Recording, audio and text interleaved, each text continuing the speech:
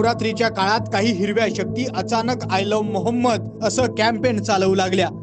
का कोणास ठाऊक यांना नवरात्रीतच आय लव्ह मोहम्मद का करावंसं वाटलं। आय लव्ह मोहम्मदचा हिंदू सणांशी विशेषतः नवरात्रीशी काही संबंध आहे का, तर नाही।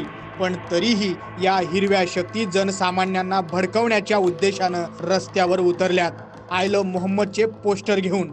आणि आश्चर्य म्हणजे देशभरातील विरोधक गप्प आहेत। हे लोन महाराष्ट्रातही आलंय आणि राज्यातले विरोधकही गप्पच।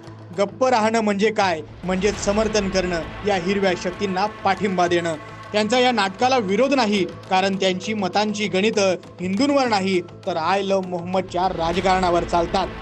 आता प्रश्न असा की रमजानच्या वेळी आम्ही यांना आय लव्ह राम म्हणायला लावतो का? नाही। मग नवरात्रीतच यांना आय लव्ह मोहम्मद म्हणायचं कुठून सुचलं?